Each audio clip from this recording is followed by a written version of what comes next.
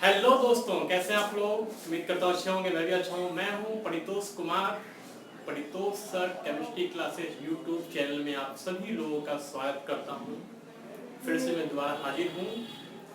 आज मैं बताने जा रहा हूँ आपको लेक्चर नंबर 2 में कि ऑर्गेनिक और इनऑर्गेनिक कंपाउंड में क्या क्या डिफरेंसेस होते हैं, अंतर क्या क्या होता है। तो देखिए ध्यान से, जितने भी ऑर्गेनिक कंपाउंड्स होते हैं उसके सोर्स क्या होते हैं, लिविंग सोर्सेस होते हैं, प्लांट्स, एनिमल्स, जबकि इनऑर्गेनिक कंपाउंड्स के सोर्सेस होते हैं मिनरल्स।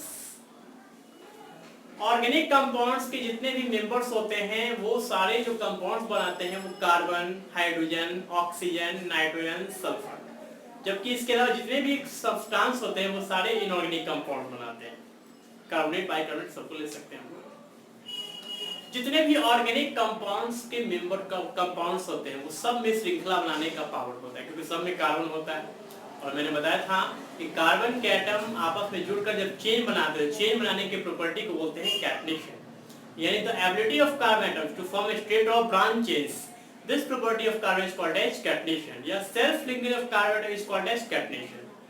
और कार्बन के एटम आपस जुड़ के जब चेन बनाते हैं, श्रृंखला जब बनाते हैं, तो चेन जो होता है वो स्ट्रेट भी हो सकता है इस तरह से, और ब्रांच भी हो सकता है इस तरह से। ये ब्रांच चेन हो गया, ठीक है। और चेन 3 प्रकार का बनता है, नॉर्मल चेन, आइसो चेन और नियो चेन। जबकि इनऑर्गेनिक कंपाउंड्स में ऐसे किसी भी प्रकार का चेन नहीं बनता है, ठीक है। जितने भी ऑर्गेनिक कंपाउंड्स होते हैं उसके जितने ही मेंबर्स होते हैं बहुत ज्यादा संख्या में 1 मिलियन से भी ज्यादा हो चुके हैं। इनऑर्गेनिक कंपाउंड्स का नंबर 1 मिलियन नहीं, बहुत ही माइनर है ऑर्गेनिक कंपाउंड से तुलना करेंगे तो, ठीक है।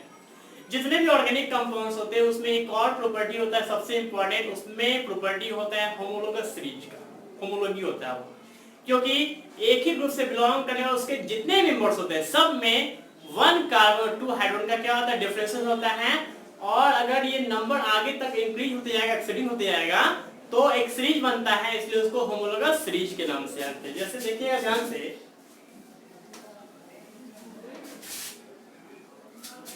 CH4,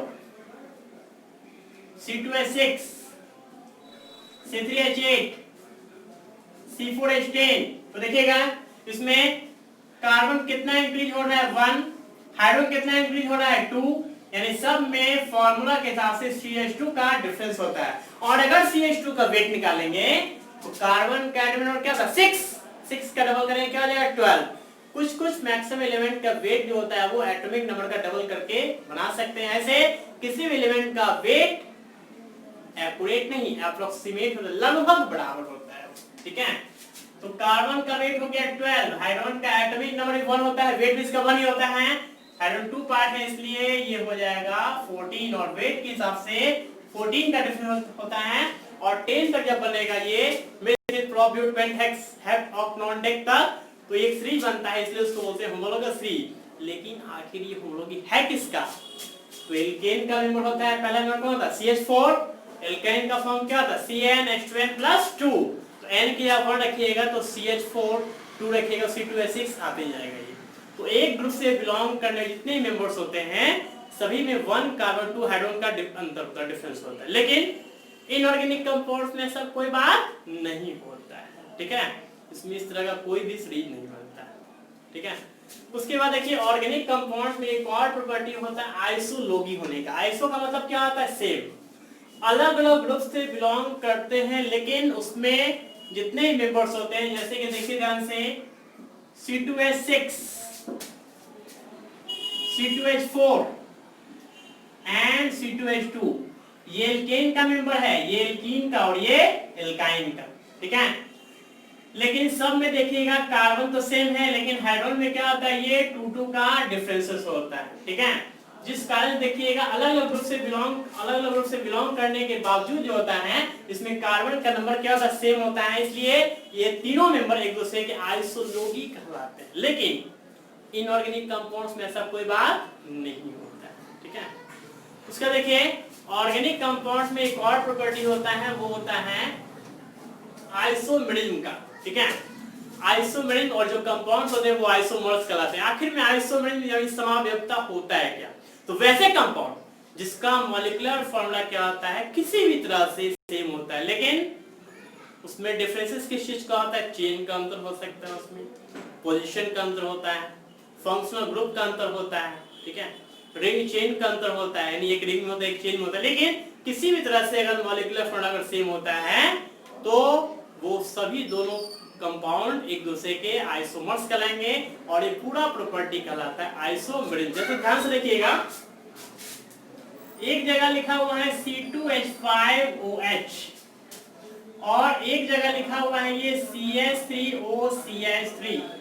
तो देखिए ध्यान से, एक में OH है और एक में O है। OH एल्कोहल ग्रुप से बिलोंग करता है और O ईथर का होता है। तो दोनों अलग अलग ग्रुप है, लेकिन दोनों का अगर मॉलिक्यूलर फॉर्म सेम होगा तो दोनों एक कंपाउंड एक दूसरे के आइसोमर्स कहलाएंगे। तो देखिए ध्यान से, कार्बन यहाँ 2, हाइड्रोजन हो गया 6, मिलके हो गया ये O। कार्बन यहाँ 2, हाइड्रोजन कितना 6 और ये हो गया O, यानी दोनों का मॉलिक्यूलर फॉर्मूला आ गया C2H6O। लेकिन चूंकि दोनों अलग अलग ग्रुप से बिलोंग करता है इसलिए प्रॉपर्टी अलग अलग होगा, लेकिन चूंकि मॉलिक्यूलर फॉर्मूला अगर सेम है तो दोनों कंपाउंड एक दूसरे के आइसोमर्स कहलाते हैं। ये प्रॉपर्टी ऑर्गेनिक में होता है, इनऑर्गेनिक में ऐसा कोई प्रॉपर्टी नहीं होता है, ठीक है। और याद रखिएगा, ऑर्गेनिक कंपाउंड्स का में जो रिएक्शंस होता है उसका रिएक्शंस का रेट जो होता है बहुत स्लो होता है, क्योंकि वो कॉम्प्लेक्स कंपाउंड होता है। और याद रखिएगा, कॉम्प्लेक्स कंपाउंड होने के बावजूद जो होता है ना, याद रखिएगा इसका रेट ऑफ रिएक्शन बहुत स्लो होता है, इसलिए फास्ट करवाने के लिए कैटलिस्ट का यूज करना। अब पूछिएगा कैटलिस्ट क्या होता है? कैटलिस्ट बोलते हैं उत्प्रेरक, वैसा कारक जो प्रतिक्रिया की गति को बढ़ा सकता है और घटा भी सकता है। एक रिएक्शन सही समय प्रोडक्ट में, इसलिए कैटलिस्ट का यूज करते हैं। कभी कभी रिएक्शन में देखते हो तीर के ऊपर लिखा हुआ था, वो कैटलिस्ट होता है, ठीक है।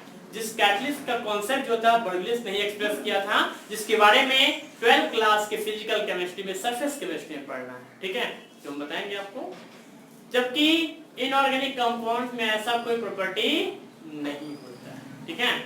लेकिन इनऑर्गेनिक कंपाउंड्स में क्या होता है, रेट ऑफ रिएक्शन जो होता है वो स्लो नहीं फास्ट होता है, क्योंकि ऐसा कोई कैटलिस्ट नहीं किया जाता है, क्योंकि वो सारे आयनिक होते हैं। आयनिक का मतलब कि वैसे कंपाउंड जिससे इलेक्ट्रिकल पास करवाते हैं तो वो दो चार्ज में टूट जाता है, एक प्लस और एक माइनस में, ऐसा इसलिए होता है, ठीक है।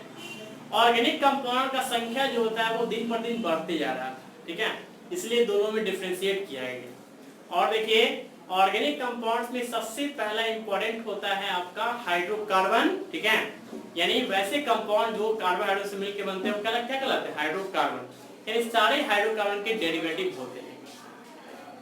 और ऑर्गेनिक कंपाउंड में याद रखिएगा, सबसे इंपॉर्टेंट जो पार्ट होता है ना, उसके बारे में सबसे पहले ऑर्गेनिक कंपाउंड का पहला जो कॉन्सेप्ट होता है वो जे बर्गलिस के द्वारा दिया गया था 1828 में, वाइटल फोर्स ऑफ थ्योरी, ठीक है, जो आपको हमने पिछले क्लास में बताया भी था कैसे कैसे। अब देखिए,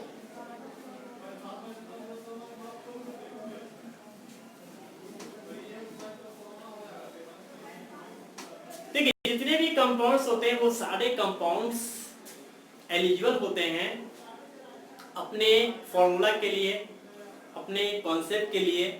तो इसमें अब देखिए, फॉर्मूला बहुत बड़ा चीज होता है, तो फॉर्मूला को रिप्रेजेंट करते हैं हम लोग उसको अलग अलग तरीके से। तो ऐसे बहुत से फॉर्मूला होते हैं, लेकिन यहाँ पर जो मैं बताने जा रहा हूँ सबसे पहले मॉलिक्यूलर फॉर्मूला।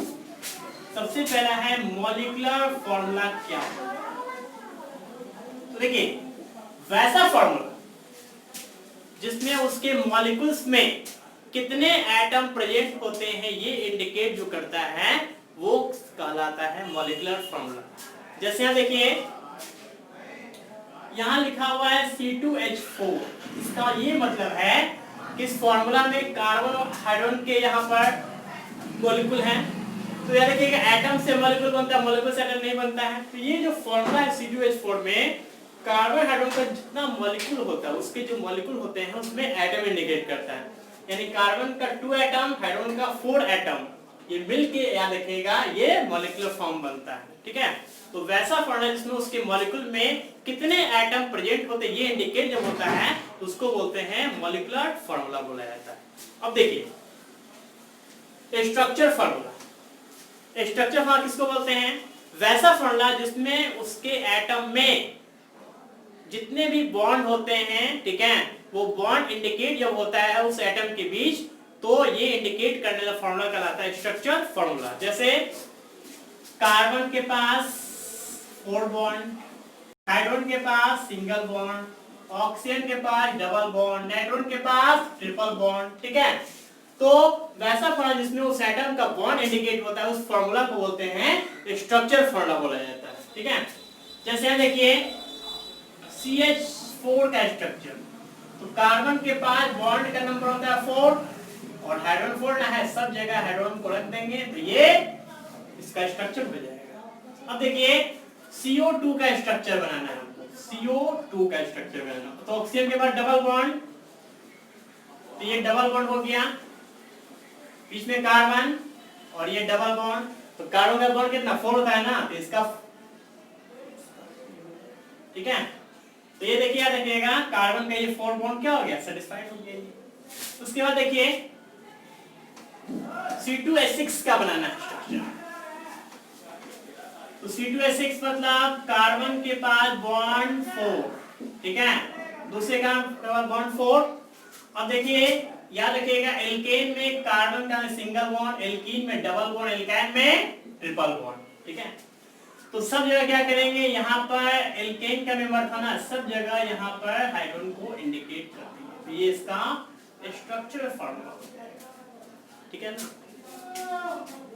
अब देखिए कार्बन के पास बॉन्ड का नंबर 4 होता है, ठीक है, और हमने बताया था कि 4 बॉन्ड को जब आपस में कंज्वाइन करेंगे तो ये इसका स्ट्रक्चर हो जाएगा कैसा, टेट्राहेड्रल। इस टेट्राहेड्रल शेप को जिसने स्केच किया था, ड्रॉ किया था, उसका नाम था वान हॉफ। इसीलिए केमिस्ट्री का पहला नोबेल प्राइज वान हॉफ को दिया गया था, नोबेल प्राइज इस काम के लिए, ठीक है। याद रखिएगा।